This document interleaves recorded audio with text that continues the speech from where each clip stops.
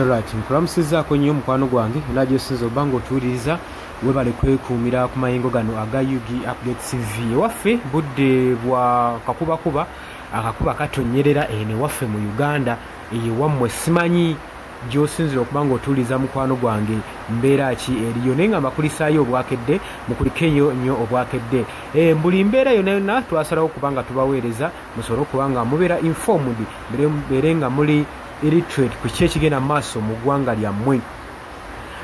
Kakati amawulire ge tulinawo olunaku olwaleero, Mwami Yoweri Kaguta Museveni we yabadde ku 11 session yagenze mu maaso n'okwataakinga Joe Biden.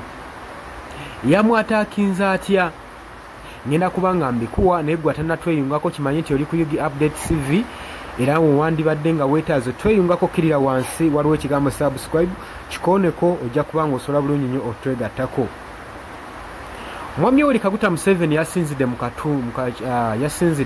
ku katuuti n'amukoola former president wa US Joe Biden ng'amugamba nti no wagezaako tumenyaamenya naye wasanga tuli b'amaanyi n'okusinga kiki wali omanyi. Asindisa ebigambo ebyo ng'abisindikira Joe Biden we babadde wali eri nga badressinga 11 session ku African Regional Forum on Sustainable Development. Mwami Yoweri Kaguta Museveni yapuutinze ensonga eno kiriya ng'agenda mu maaso n'okubanga akola sentence eri ku Ugandan position ng'ayogera ku homosexuality ne ku internal pressure eyaliwo mu biseera biri. Lwaki yakyogeddewo ati? Jjukira ebiseera emabega Uganda yateekebwa ku bunkenke ku pressure singa eneebeera tesayininze obanga tetadde mukono ku bisiyaga. Kati wano Mwami Yoweri Kaguta Museveni kwe yasinzidde okubanga amookola Joe Biden speech yagenze mu maaso ng'era ayitendinga Uganda okugaana okusabumitinga western demands nga omuli okulya ebisiyaga. Jjukira nti nno baateeka ku Uganda pressure nga baagala bayise etteeka lino lisobole okuba nga liyita mu Uganda abali b'ebisiyaga basobole okuba nga beetaaya.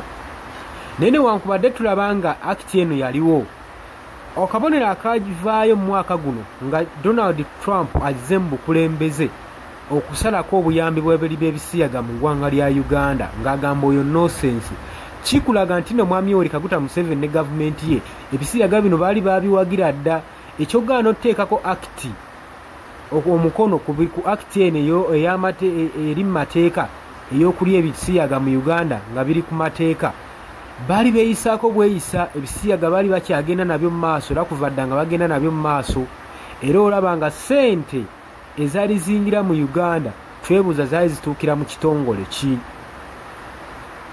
Museveni yagenze mu maaso okwogera ku nsonga eno ng'agamba United States ne pulezidenti waayo Joe Biden ng'agamba ono nno ye yagenda mu maaso n'okuggyako n'okujja mu Uganda African Growth and Opportunity Act AGOA Uganda yaggyibwamu nga bagiranga ki? Kugaana kuteeka mukono ku kulya bisiyaga. Era ng'agamba Preferential Trade Agreement eyali wakati wa US ne Sub-Sahara African countries Uganda baagikwakkulamu ng'egaanye olwo okugenda maaso n'okulya ebisiyaga. Museveni ku sipiiki ye yagenze maaso ng'agamba nti economically decision zonna ezaakolebwa saako ne World Bank okutugoba obutakutuwa looni nga ffe aba Uganda tekyatulobera kubanga tusituka twasigala tugenda mu maaso balaga nti nno Uganda tuli b'amaanyi era tuli bambavo. Wabula tetumanyi lwaki Mwami Yoweri Kaguta Museveni yadde akola statement ng'eno ng'agenda maaso n'okwataakinga former president wa United States Joe Biden olw'ensonga nti nno tulaba nga Uganda erina obusobozi okweyimirizaawo nga tegenze na maaso nakwewola mu World Bank. Kati nga guno omusimbi Mwami Yoweri Kaguta Museveni gwasaasaanya eri ababaka ba parliament obbagulira okuba mu bamubaakinga kigamba zibalirwamu obukadde obuwumbi 45. Sente zino zimalira ddala bulungi nnyo okwongerwa mu bajeti y'eggwanga, eggwanga nibanga lisobola kwewola eggwanga ne lisobola kubanga liteekebwa ku pressure mu bintu ebitaliimu n'amawanga ag'ebweru ng'okulya ebisiyaga ng'obuyambo bwe batuwa bwe batuggyeko Uganda ne tutandika okubanga tukaaba nga tetulaba twakomye. Bino ebintu tusobola okubijjayo singa tubadde ne gavumenti etegeerekeka ng'esobola bulungi nnyo okuwa respect, okuwa public funds respect. Omusolo wano gwe bakuŋŋaanya mungi gumala bajeti y'eggwanga Uganda ne kufikkako n'ebigwa tebiraze essako y'eggwanga n'ebeeramu nekka sente singa gavumenti yaffe badde etegeera bulungi nnyo ddala ng'ekigambo nguze ekirwanyisa. Naye kati oyinza otogamba nti n'omukulembeze waffe yakutte ebendera y'abalwanyisa buli bw'enguzi n'obukenuzi mu ggwanga asobole okuba ng'atwala eggwanga mu maaso ye kennyini yeevuddeko nga yakalangirira n'appruvinga obuwumbi 45 bwagenda okuba ng'afujjirira ng'agulirira ababaka ba paaliyamenti okulaba nga bamubaakinga nga bamulonda asobole okuba nga yeesigaliza mu ntebe eyo gyemuwoomera ng'ettooke. Olowooza otya ku nsonga eno? Nkwanirizaako mu comment section. Oli ku UG Update TV kosinza obanga otuuliza webale kwekumira ku mayengo gano. Mbaagala nnyo, tukomawo. Yes, nkulamusizaako nnyo mukwano gwange yonna gy'osinzira okuba ng'otuwuliriza bwenna omuwuliriza wa UG Update TV. Mukola kyamaanyi nnyo okwekumira ku mayengo gano. Mmwe abali emitala w'amayanja abali mu diaspora nammwe mbalamusizaako nnyo sibeerabidde kubanga wemmwe mpagi luwaga abayimirizaawo amayengo ga channel eno okubanga ekulaakulana n'okutuusa eddoboozi lyammwe eri abantu be muba mwagala libatuukeko bonna. Abali emitala w'amayanja ye mbamenye ntya abali e Qatar, Dubai, US, UK, abali mu South Africa, abali ku muliraano mu Kenya, Nairobi, abali mu Canada, abali mu Dubai, mwenna mbaanirizaako nnyo mwe bali kwekuumira ku mayengo gano aga UG Update TV. Kakati nno era mu ngeri y'emu twagala obbategeeza mikwano gyaffe nti enamba y'essimu gye tutadde mu WhatsApp gy'olaba eyo eri mu kikala ekimyufu eri mu people power color eyo nno gw'ayagala okuba ng'olanga naffe gy'ogenda okuba ng'oyitako gwe mukwano gwange gw'ayagala okukola advertisement osobola okuba ng'okuba bizinesi y'abantu enamba gy'oba oyitako ojja kubanga osobola bulungi nnyo communicatinga naffe buli kyonna ky'onooba oyagala tuteeseganyeemu nakyo gwe ali eyo ampuliriza. Mbeebazaamu ak'ensusso mmwe abagenze mu maaso okukola omulimu gw'okusubscribinga kweno channel. Buli w'osubscribinga kimanye nti oba oyongeddeko eddaala kweno channel. So mmwe mbeebazaamu ak'ensusso nammwe ababyagaliza ab'enganda bako n'ab'emikwano mbakubiriza okusubscribinga ku UG Update TV mukolera ddala ekintu ky'amaanyi. Weewaawo naawe gwe atannaba kuba ng'otwegattako nga oliko gwe atuwuliriza osobola okugenda wansi awo waliwo ekigambo subscribe n'okikoonamu ojja kuba ng'osobola bulungi nnyo otwegattako. Buli w'osubscribe nga kitegeeza oba ogenda kuba ng'ofollowinga buli kyonna ekigenda mu maaso ekikolebwa ku mukutu guno ogwa UG Updates TV. Kitegeeza ki? Nti gwe ayagala okuba ng'otufollowinga bw'oba omaze okusubscribinga teweerabirako na mukadde genda wansi wali okoonene mukadde osobola okuba ng'ofuna notification message. Buli w'okoona mukadde wabeerawo ka notification message akajja akakulaga nti nno waliwo information erinkinze ku UG Update TV gwe mukwano gwange ali eyo wampuliriza. Ng'era we mbeebazizza ekyensusso nammwe abajja mu comment section mbeebaza mwabajja ne mukomentinga ne muteekako endowooza yammwe eri eggwanga ne mulitangaaza kubanga njagala mukitegeere. Lwaki mbakubiriza nnyo okujja mu comment section otangaaze omukulembeze ku ky'ekituufu ky'ateekeddwa okukola. Bangi tubalonda bulijjo ne tulowooza nti nno be basinga mu basinga. Leka kulonda mukulembezeewo oba mubaka we agenda obbakulembera gwe n'olowooza nti nno buli kimu agenda kuba akyemalirira. Kimanye nti nno omulonze bulonzi mukulembeze kukulembera oba kukulembera kitundu kyammwe. Mmwe bagenda okukulembera ye mmwe bagenda okuba ng'akiikirira bukiise eri yonna yonna mu gavumenti. So si tekyandibadde kya bwenkanya omulekera obuvunaanyizibwa n'otamu advisinga. Ky'oba olaba mbakubiriza okujja mu comment section muteekewo endowooza zammwe musobole okutangaaza ku bakulembeze bammwe ku biki ebituufu bateekeddwa okukola.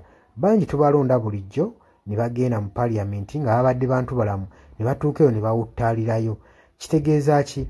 Nti olina okuba nga buvunaanyizibwa bwo okuzuukusa omubaka wo oba olaba nga yeebase gwe mukwano gwange ali eyampuliriza. Ne ntumirako nammwe abalwanirira eddembe ly'enkyukakyuka mu ggwanga lyattu Uganda mukola ky'amaanyi nnyo okulwanirira enkyukakyuka. Gwe ali eyeebase ng'ebintu tobiraba obanga olabanga ebitakwatako bijja tuuka ekiseera bikwateko wabula ate gwe nkuzaamu amaanyi agenda mu maaso n'okuyiwawo omubiri ng'olwanirira enkyukakyuka. Bannanga abantu abo mubeebazeemu akensuso kubanga bakola kyamaanyi nnyo obbaliidinga n'obbakulemberamu n'okubalaga ki ekituufu ekisaanidde okukolebwa. Mukimanye mu nsi bwe tuba tubaako bye tulwanirira oba bye tuluubirira si lwakuba nti nno tukolerera oba abasinga bayinza olowooza nti omuntu ogenda mu maaso n'okuba nga alwanirira enkyukakyuka alina bye yeeyagaliza nga ye omuntu. Kino njagala okukibategeeza nti mu kulwana ebiseera ebisinga weewaawo tetufuna ekyo kye tuba twagala kye tuba tuluubirira naye okulwana tusuubira wano mu kulwana tuba n'essuubi nti tusobola okufuna ekyo ekitugwanira. Kati naawe mukwano gwange ali eyo alwanira enkyukakyuka kino kankikutegeeze wandibanga nno oli eyo olwana nga tumanyiddwe ogenda kifunamu weewaawo oyinza obutafuna ekyo ky'oyagala naye osobola okufuna ekyo ky'ogwanira. So tulwana olw'enkyukakyuka nga tulwanirira okufuna ekyo kye tugwanira. Kati gwe mukwano gwange ky'ofuna kye kiggwanira eyo gy'oli wandibanga ky'oyagala okifuna naye kye kiggwanira. Bangi mugenda ne muwambatalira eyo mu bibiina by'obufuzi ne babafujjirira omusimbi yesi ssente ozifuna bazikuwa era obulamu bwo bweyagala naye okakasa ekyo kye bakufujjirira mu kabaasa kye kiggwanira.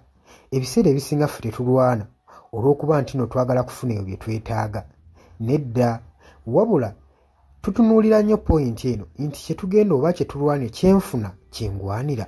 Mutuufu ogenda n'oweetunulamu n'olaba nga kyofuna si kyokola ki si kyogwanira nga ggwe munnansi ky'oba ovaayo n'embavu osobole okuba nga olwanirira enkyukakyuka gwe mukwano gwange ali eyampuliriza.